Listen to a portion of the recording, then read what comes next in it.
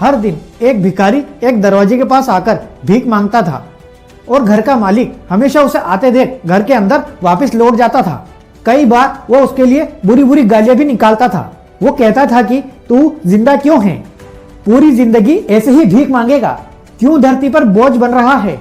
और कभी कभी वो उस भिखारी को गुस्से में आकर धक्का भी दे दिया करता था।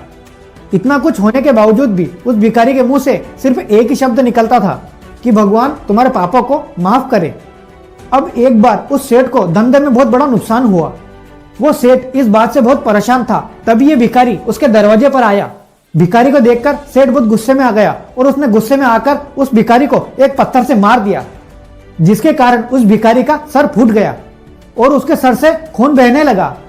फिर भी दर्द से कहराते हुए उस भिखारी ने जाते जाते यही कहा कि भगवान तुम्हारे पापों की सजा माफ करे। ये कहते हुए भिखारी वहां से चला गया। लेकिन ये सेठ बहुत सोच में पड़ गया, क्योंकि उस भिखारी को उसने पत्थर से मारा, बुरी बुरी गालियां दी, लेकिन फिर भी उस भिखारी ने सेठ के लिए प्रार्थना की। यही सोचते सोचते वो सेठ भिखारी का पीछे करने लगा।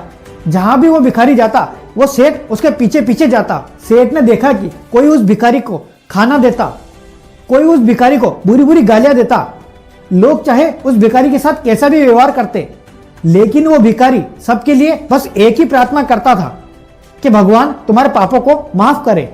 अब रात होने को आई थी और वो भिखारी अपने घर जाने के लिए लौटा, लेकिन वो सेठ अभी भी उस भिखारी का पीछा कर रहा था।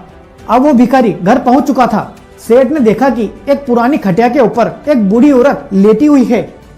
वो औरत काफी कमजोर और बीमार लग रही थी। वो उस भिखारी की पत्नी थी। अपने पति को वापस आता देख वो खाट से खड़ी हुई। फिर पत्नी ने अपने पति के भीख मांगने वाले कटोरे को देखा। उस कटोरे को देखकर बोली कि आज बस इतना ही मिला, और आपके सर से ये खून कैसे निकल रहा है, ये चोट आपको कैसे लगी। फिर वो बूढ़ा भिखारी बोलता है कि हाँ, आज बस इतना ही मिला, आज किसी ने कुछ नहीं दिया, सबने सिर्फ गालियां ही दी और एक ने तो पत्थर भी फेंका और इसी कारण मेरा सर फूट गया।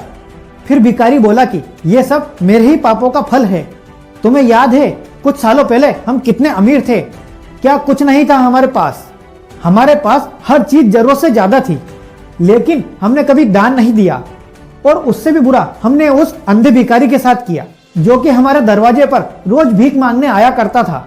यह सुनकर उस बूढ़ी पत्नी की आंखों में आंसू आ गए और बोली, हाँ, हम उस अंधे भिखारी के साथ बहुत बुरा करते थे, उसका अपमान करते थे, हमेशा उसका मजाक उड़ाया करते थे और कभी कभी तो उसे मारा भी करते थे। एक बार तो मैंने उसके ऊपर गर्म पानी भी फेंक दिया था और वो भिखारी दुखी होकर हमेशा यही कहता था कि भगवान तुम्हें तुम्हारे कर्मों का फल अवश्य देगा, तुम्हारे किए हुए एक एक पाप का हिसाब लेगा। उसका श्राप आज सच हुआ और आज हम इस दुख भरी जिंदगी में जी रहे हैं। तो देखा दोस्तों आपने, ये छोटी सी कहानी हमें यह सिखाती है कि आदमी चाहे किसी के बारे में भी बुरा करे या भला करे, लेकिन भगवान सिर्फ कर्मों के हिसाब से ही उसे फल देता है। क्या हुआ अगर भगवान नहीं दिखते हैं, लेकिन ये बात बिल्कुल सच है कि उसके खाते में सबका हिसाब पक्का होता है। इसीलिए जब किसी के लिए भी कुछ करो तो अच्छा ही करो। तो दोस्तों आज के लिए बस इतना ही।